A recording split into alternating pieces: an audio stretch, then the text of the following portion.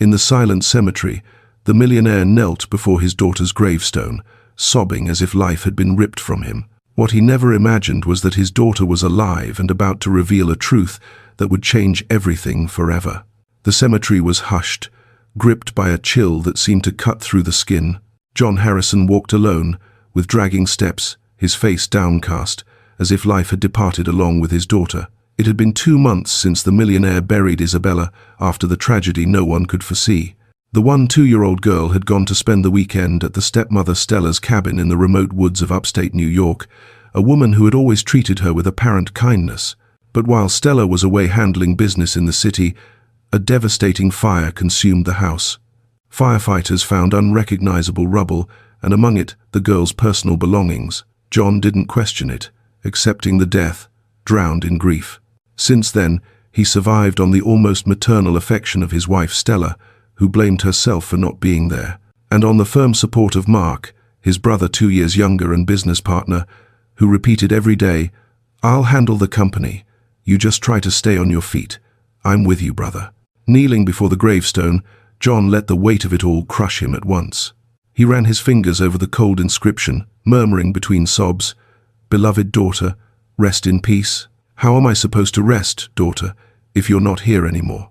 The tears fell unchecked. He pulled a silver bracelet from his pocket, the gift he'd given her on her last birthday, and held it as if it were the girl's little hand. "You promised you'd never leave me, remember? And now I don't know how to breathe without you," he whispered with a broken voice, his shoulders shaking. Inside, a whirlwind of thoughts devoured him. What if I'd gone with her? What if I'd arrived in time? The guilt wouldn't leave him in peace. He felt like a failed father, unable to protect the one he loved most. His chest burned with the same fury that had devoured the cabin. "I'd give everything, my girl, everything, if I could hug you one more time," he confessed, looking at the sky as if expecting an answer. And it was precisely at that moment when the invisible happened. A few yards behind a sturdy tree, Isabella was alive, thin with teary eyes fixed on her father in silence. The girl had managed to escape from where she was held prisoner. Her heart pounded so hard it seemed ready to burst from her chest. Her fingers clung to the tree bark while discreet tears rolled down her face. Seeing her father like that, shattered, was a torture no child should face. She took a step forward but retreated immediately, swallowing a sob. Her thoughts tumbled over each other. "Run, hug him, show him you're alive." "No, I can't. If they find out I escaped, they might hurt him too." The dilemma crushed her. She wanted to scream, say she was there, but she knew that hug could cost too dearly. From where she stood, Isabella could hear her father's broken voice repeating, "I promise you, daughter, I'll go on, even if I feel like I've already died inside." With every word, the urge to reveal herself became unbearable. She bit her lips until she tasted blood, trying to contain the impulse. The love that bound them was so strong it seemed impossible to resist. Still, she stayed motionless, prisoner of a fear greater than nostalgia. As John rose with difficulty, tucking the bracelet against his chest like a talisman, Isabella closed her eyes and let another tear escape. The world was too cruel to allow father and daughter to reunite in that instant. And she, hidden in the tree's shadow, understood she had to wait. The hug would have to be postponed, even if it tore her apart inside. Back in her prison, Isabella kept her steps small and her body hunched, like someone fearing even the walls could betray her. Hours earlier, she'd gathered the courage to escape for a few minutes, just to see her father and feel the world still existed beyond that nightmare. But now she returned, hurried, gripped by panic that they'd discover her absence. She couldn't take risks. Until that moment, she'd never heard clear voices, never seen faces, only shadows that kept her locked away as if her life had shrunk to silence and fear. She still didn't know who her kidnappers were, but that night everything would change. She lay on the worn mattress, pretending to sleep. The dark room felt like an airless tomb. Isabella squeezed her eyes shut, but her ears caught an unexpected sound. Laughter, voices, muffled conversation from the hallway. Her heart raced. She sat up slowly, as if every movement could be a fatal mistake. She slid her bare feet across the cold floor and approached the slightly ajar door. Yellowish light from the living room filtered through the crack. She drew closer, and the words she heard changed her life forever. "It's been 2 months already, Mark," Stella said with a venomous calm. "No one suspected a thing. Everyone believed the fire." Mark laughed low, leaning back on the sofa. "And that idiot of your husband, how's he suffering?" "Crying like a wretch, believing his daughter died." If he knew the truth, Stella let out a cackle, raising her wineglass. "Well, let him cry. Meanwhile, the inheritance is starting to have a secure destination. I've already begun the process myself. The poison is taking effect little by little. John has no idea that every sip of tea I prepare brings him closer to death." Isabella felt her body freeze. Poison. She nearly lost her strength. Tears welled in her eyes uncontrollably. That sweet voice that had so often lulled her to sleep was now real venom. And across from her, Uncle Mark sat satisfied. "What irony, huh? He trusts you more than anyone, and you're the one killing him." "Brilliant, Stella, brilliant." The two laughed together, mocking like predators before a helpless prey. "He deserves it," Stella added, her eyes gleaming with pleasure. "For years he boasted about being the great John Harrison. Now he's on his knees and doesn't even realize it.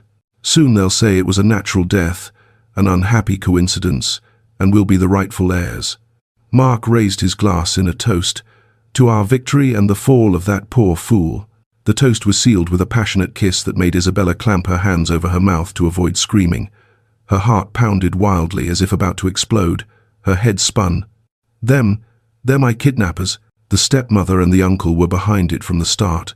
The revelation crushed her. It was as if the ground had vanished beneath her feet. The girl, who until then only feared shadows, now saw the faces of the monsters, people she knew, whom she trusted.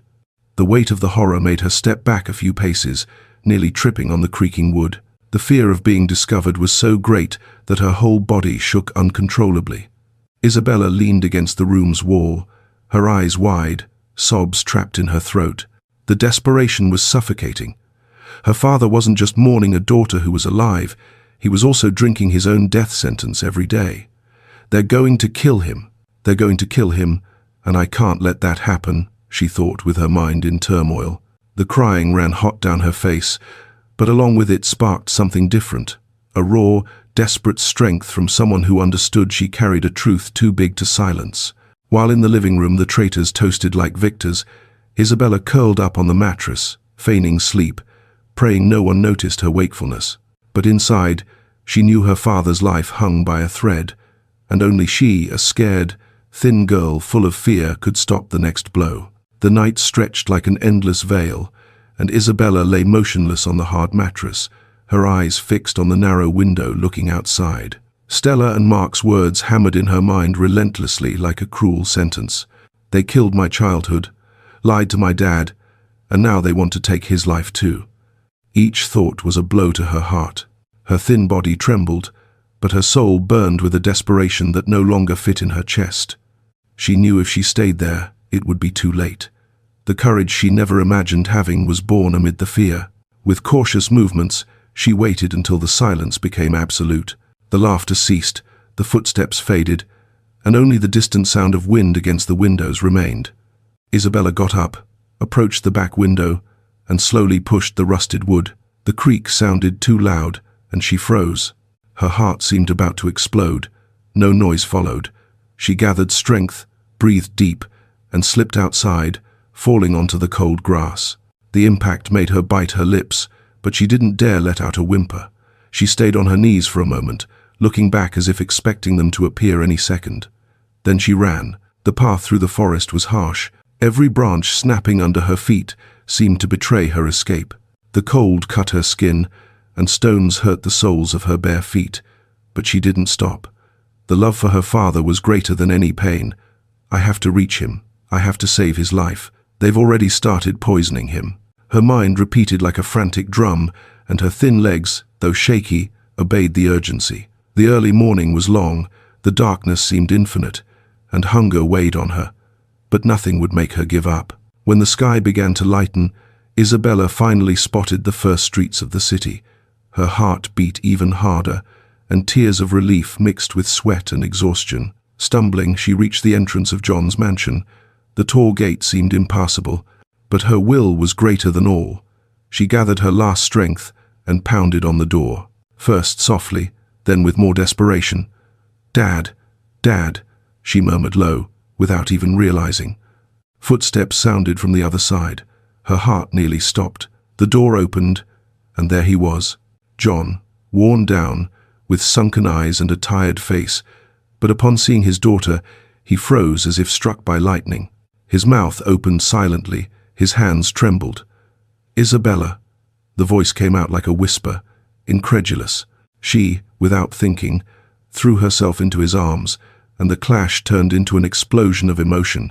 The hug was so strong it seemed to want to stitch every piece of pain in both. John sobbed loudly, his beard soaked in tears, repeating non-stop, "It's you, my daughter. It's you, my God. I can't believe it." Isabella cried into his chest, finally safe, breathing that scent of home she'd thought lost forever. For long minutes, they stayed clutched, as if the world had vanished. But amid the crying, Isabella lifted her face and spoke between sobs. "Dad, listen to me. I didn't die in that fire because I was never alone there. It was all planned. Stella, Uncle Mark. They set the fire to fake my death." John held her by the shoulders, his eyes wide open, unable to process. "What are you saying? Stella, Mark, no, that can't be true." His voice was a mix of disbelief and pain. Isabella, firm despite the tears, continued, "I heard them, Dad. They laughed at you. They said 2 months have passed and no one suspected anything. And it's not just that. Stella's already started poisoning you. Every tea, every meal she prepares is poisoned. They want it to look like a natural death so they can take all your money. You're next, Dad." The words came out fast, desperate, as if her father's life depended on every second. John stepped back, bringing his hands to his face, and a roar of rage escaped his throat. The impact hit him like an avalanche. The man who for weeks had cried like a widower over his own daughter now felt the pain transform into fury. He clenched his fists, his gaze hardened, and the tears once of mourning were now of hate. "They'll pay. Both of them will pay for every tear I shed, for every night they stole from me with you," he said with a firm voice, almost a shout. He hugged her again, stronger than before, and added, "You did well to escape, my girl. Now it's us two, and together we'll fight." John paced back and forth in the mansion's study, his face flushed, veins throbbing in his temples. His hands shook with rage, but his eyes were fixed on his daughter, who watched him silently, still agitated from the escape. The weight of the revelation was crushing, and his mind spun in 1,000 directions. "My own brother, the woman I trusted with my home, my life traitors," he exclaimed, slamming his closed fist against the mahogany desk. The sound echoed in the room, but it wasn't louder than John's accelerated breathing. Isabella approached slowly, fearing her father might let impulse drive him to act without thinking. "Dad, they're dangerous. You can't go after them like this. If they know I'm alive, they'll try to silence us again," she said, with a halting voice, but firm. John breathed deep, ran his hands over his face, and knelt before her, holding her small hands. "You're right, daughter. I won't let them hurt you again, not if it's the last thing I do." The silence between them broke with a phrase born as a promise. John, looking into her eyes, spoke low, "If we want to win, we have to play their way. They think I'm weak, that I'm on the edge of death. Well, let's let them think that." Isabella blinked, confused. "What do you mean, Dad?" He smiled bitterly. "I'm going to pretend I'm dying. I'll give them the victory they crave until the exact moment to snatch it from their hands." The girl felt a shiver run down her spine. It was risky, too dangerous, but seeing the conviction in her father's eyes, she couldn't refuse. "And me, what should I do?" she asked softly. John squeezed her hands and replied firmly, "If they notice you've disappeared again, they'll suspect and probably come after you, maybe finish what they started. I can't risk your life like that. You need to go back to where they're keeping you and stay there for 1 more week. That's the time I'll pretend to be sick until I die. After that week, escape again and meet me at the old iron bridge in Central Park in the afternoon, exactly at the spot where the old plaque is cracked. Understand?"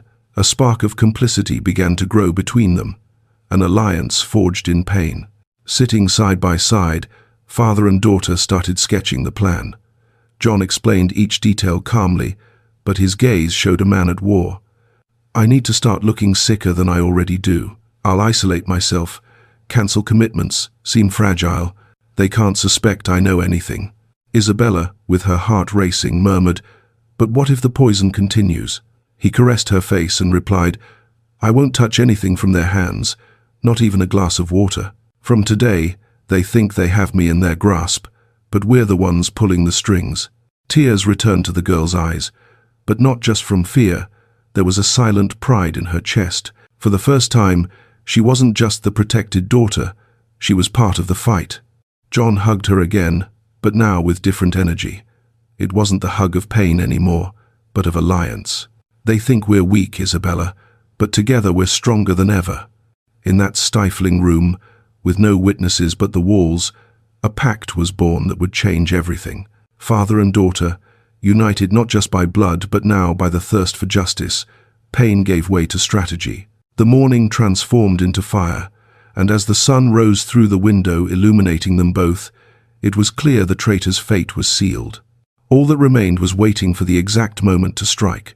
John immersed himself in the role he'd written, starting the performance with calculated precision. He cancelled commitments, distanced himself from partners, locked himself in the house as if his health were crumbling.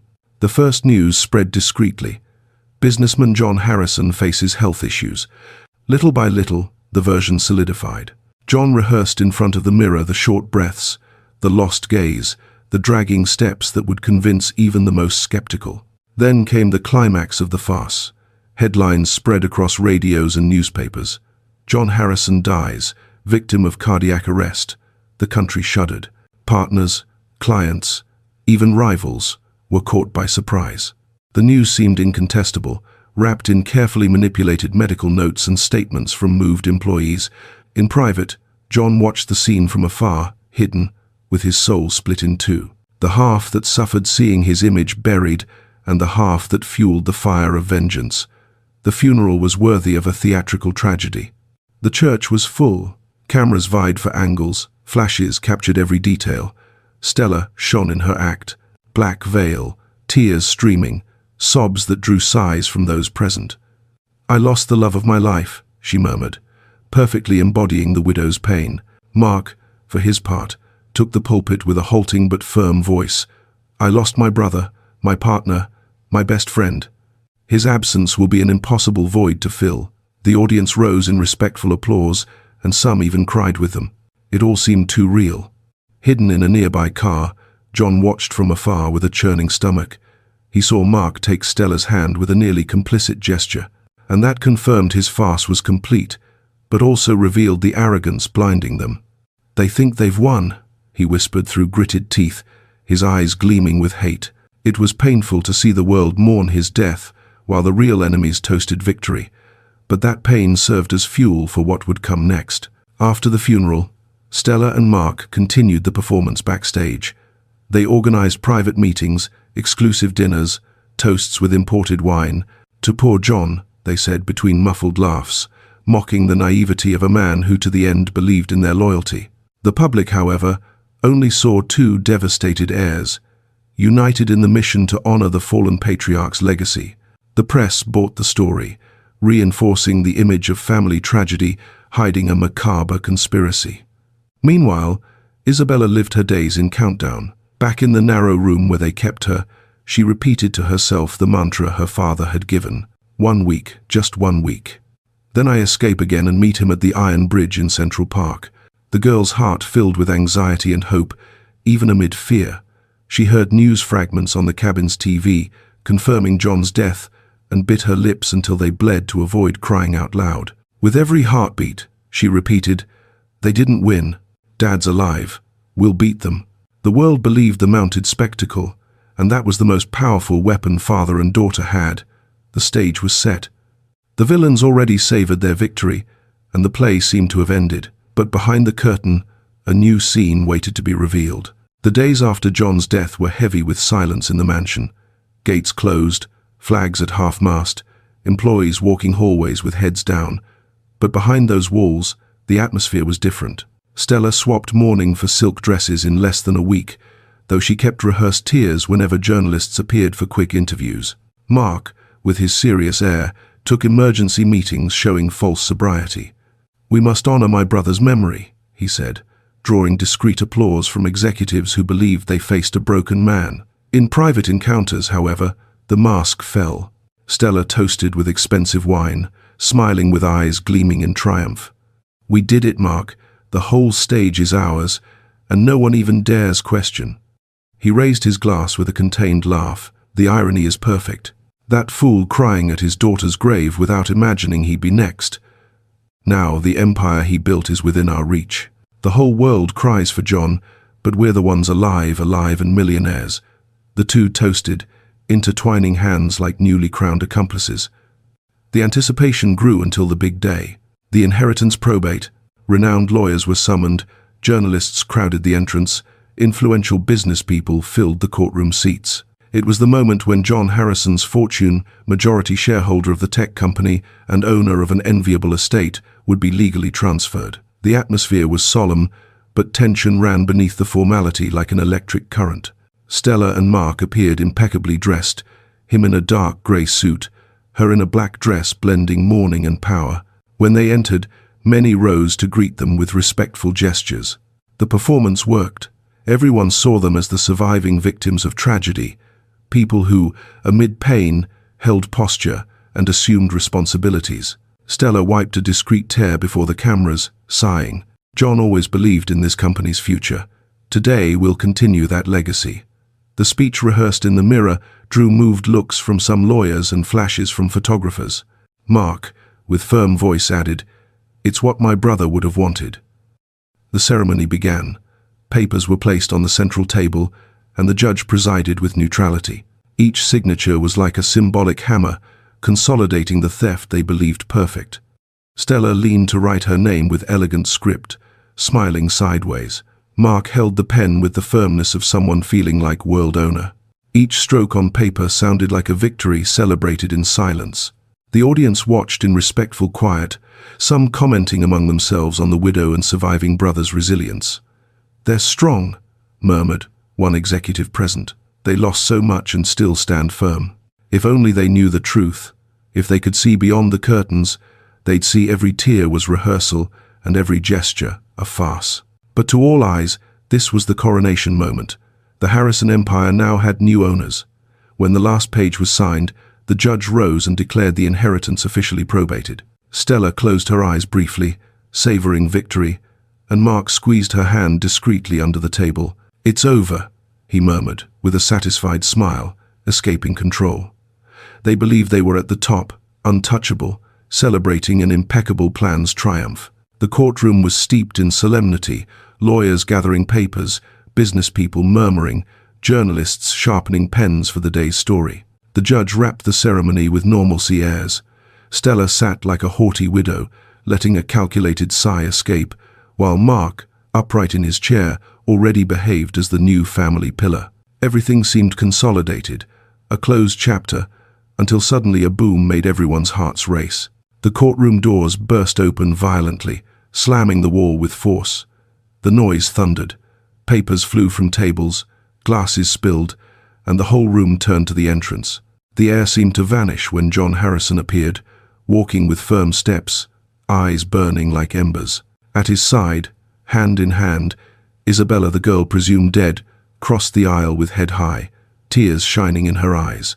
The shock was so brutal that a deafening murmur invaded the place. Cries of disbelief, cameras firing non-stop, people rising from chairs in panic. Stella let out a choked scream, bringing hands to her mouth like seeing a ghost. This is impossible," she stammered with trembling lips, her body leaning back in the chair. Mark went livid, sweat beading on his forehead. He tried to stand but nearly fell, clutching the table to avoid collapsing. "It's a trick! It's a farce!" he yelled with panicked voice, seeking support with his gaze, but no one responded. All eyes were fixed on them with a mix of horror and revulsion. John took the microphone, his face gripped by a fury he'd never shown publicly. His voice, laden with indignation, echoed in the room. "For 2 months, they mourned my death. For 2 months, they believed my daughter was taken by tragedy. But it was all just a repugnant performance, planned by the woman I called wife and the brother I called blood. The audience exploded in murmurs and exclamations, but John raised his hand, his voice rising like a roar. They planned every detail, the fire, my daughter's kidnapping, even my death with slow, cruel poison that I drank, trusting those treacherous hands. Stella stood abruptly, her veil falling from her face. Lie. That's a lie. I loved you, John. I took care of you. Her voice was shrill, desperate, but her eyes betrayed fear. Mark also tried to react, shouting, "They made it all up. This is a show to destroy us." But no one believed them. John advanced toward them, his voice heavy with pain and rage. "You mocked me, laughed at my pain while I cried at my daughter's grave, used my love, my trust to try burying me alive." Isabella, her face soaked in tears, approached the microphone. The girl seemed fragile, but her voice cut the room like a sword. "I was there. They locked me up, kept me hidden. I heard them celebrating, laughing at my dad. They said they were going to kill him too, to take everything. They don't deserve mercy." The impact of her words was devastating. Some present began shouting in revulsion, others rose indignant, and journalists rushed to record every word, every tear from the girl. On the screens, documents, audios, and images began appearing, evidence gathered by John and Isabella, including secret recordings from a hidden camera in the cabin that captured their confessions. Stella tried to advance, shouting, "This is manipulation, it's a lie," but was restrained by approaching police. Mark, pale, still tried excusing himself. "I'm innocent. It's her, that woman. She invented everything." But the audience saw no innocence, only exposed monsters. The room that minutes earlier applauded them now booed, pointed fingers, and some chanted for immediate prison. John, gripped by betrayal's pain, faced them like staring into an abyss. Tears streamed, but his voice came firm, laden with fire.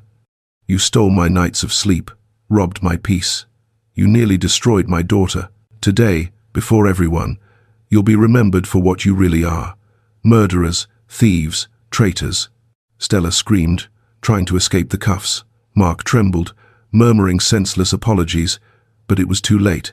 The whole room, witness to one of the greatest farces ever seen, now assisted the two's public fall. Cameras broadcast live. The crowd outside began shouting indignant, and John Harrison's name returned to life stronger than ever. In the Chaos Center, hand in hand with Isabella, he stood firm, gaze hard fixed on his enemies. The return no one expected had become the definitive destruction of the lie. The room was still boiling when police led Stella and Mark away in cuffs under booze. Journalists shoved microphones. Cameras captured every tear, every scream, every detail of the two's fall. The public, shocked, couldn't process such a revelation. But for John and Isabella, that scene no longer mattered. The external chaos was just a distant echo against the internal whirlwind they lived. Leaving the courthouse, father and daughter entered the waiting car, and for the first time since reuniting, they could breathe away from the world's eyes. Isabella, exhausted, rested her head on her father's shoulder and fell asleep, eyes still damp. John wrapped his arm around her, feeling the weight of responsibility and at the same time the gift of having her alive. Back at the mansion, silence welcomed them like an old friend. It was no longer the mournful silence of invented death, but of a home waiting to be restored to its rightful state. John opened his daughter's room door, and time seemed to stop. The space was intact, as if the months of absence had been just a nightmare. The dolls were still lined on the shelf, books rested on the desk, and the blanket folded on the bed seemed to beg Isabella to lie there again. John observed each detail with teary eyes, running fingers over the furniture like touching a living memory. Isabella entered the room slowly, almost disbelieving. Her feet glided over the soft carpet, and she touched each object as if needing to confirm they were real. She took one doll in her arms and hugged it tight, letting tears fall. "I thought I'd never see this again, Dad," she said softly, with a tight throat. John approached, knelt before her, and held her face gently. "I thought I'd never see you again, daughter, but you're here, and that's all that matters." The girl, tired of so much fear and struggle, finally allowed herself to surrender to safety. She climbed into bed, pulled the blanket over herself, and in minutes her eyes closed. John stayed seated beside her, just watching the peaceful breathing he'd longed to see again. His chest, once a battlefield of pain, now filled with a new, fragile but real peace. He ran his hand through her hair, murmuring, "Sleep, my girl. I'm here now. No one will take you from me again." In the living room, the phone rang non-stop. Journalists, lawyers, friends, and curious wanted news of the scandal. But John didn't answer. For the first time in months, nothing had higher priority than his daughter sleeping at home. He walked to the window and watched the moonlit garden. The night's silence was a balm, a truce after weeks of storm. Deep down, he knew the coming days would bring challenges, dealing with the press, restoring the company, facing betrayal's ghosts. But in that instant, he decided the future could wait. The clock marked late night when John returned to the room and reclined in the armchair by the bed. He closed his eyes but didn't sleep. Each sigh from his daughter sounded like music. Each movement was a reminder that life still had meaning. The past wouldn't be forgotten, but now there was something greater, the chance to start over. "We won, Isabella," he murmured softly, though he knew the battle had cost dearly. Dawn brought soft light invading the room. Isabella woke sleepy and saw her father seated, exhausted but smiling. She ran to him and hugged tight. John lifted his daughter in arms, spinning her like before when life was simple. Both laughed through tears, and in that instant, it seemed the world's weight finally lifted. The room was no longer a frozen memory. It was the start of a new phase. The next morning, the sky dawned clear, as if the universe itself announced a new time. John and Isabella walked side by side to the cemetery in silence, each step laden with memories and meanings. The iron gate creaked open, and the cold wind brought back echoes of painful days. The girl clutched her father's hand tight, as one who never wants to let go. And there, before the gravestone inscribed Isabella Harrison, "Rest in peace." John's heart tightened one last time. He looked at the cold stone, and his face contracted in indignation. That inscription was more than a lie. It was an invisible prison that had suffocated them both for 2 months. Without a word, John approached, placed hands on the marble, and pushed with all remaining strength. The dry sound of the stone falling echoed in the cemetery like thunder ending an era. The gravestone broke in two, scattering fragments on the ground. The following silence was heavy but also liberating. Isabella stepped back, surprised by the act, but soon felt a wave of relief course through her body. The stone that buried her alive no longer existed. She raised eyes to her father and with trembling voice declared, "I wasn't born to be buried, Dad. I was born to live." Her words, simple and pure, pierced John like an arrow. He drew her close, hugging with all the strength of a heart in reconstruction. With teary eyes, John replied, voice firm and broken at once, "And I'll live to see you grow. I'll be in every step, every dream, every victory of yours. Nothing, not even death, will take me from you again." Isabella pressed against his chest, feeling her father's heart beat in sync with hers. It was the sound of an eternal promise, sealed not just with words, but with the life they'd both chosen to reclaim. Around them, the cemetery seemed to witness a story's rebirth. Where mourning once reigned, hope now bloomed. The wind blew softly, lifting dry leaves that danced in the air, as if destiny itself decided to rewrite their narrative. Father and daughter stayed embraced, allowing themselves to cry and smile at once. The falling tears were no longer of pain, but liberation. John lifted his face and contemplated the horizon. There were wounds time would never erase. His brother's betrayal, Stella's poison, the endless nights of mourning. But in that instant, he understood life wasn't summed in losses. Life was in the small hand holding his, in the courage of the girl who'd survived the impossible, in the faith there'd always be a tomorrow to rebuild. He inhaled deeply and felt something he hadn't in months. Peace. Isabella smiled, and the two walked toward the cemetery exit, leaving the broken grave behind, a symbol of a lie, finally destroyed. Each step affirmed the future belonged to them. Darkness had tried to swallow them but failed. Love, truth, and courage had spoken louder. And together, father and daughter, they moved forward, ready to start anew. Because some stories don't end with death. They begin again when you choose to live. If you enjoyed the content, don't forget to subscribe to the channel for more videos like this. Leave your like to support us and turn on notifications so you don't miss any updates. That helps us keep creating the best for you. Until next time.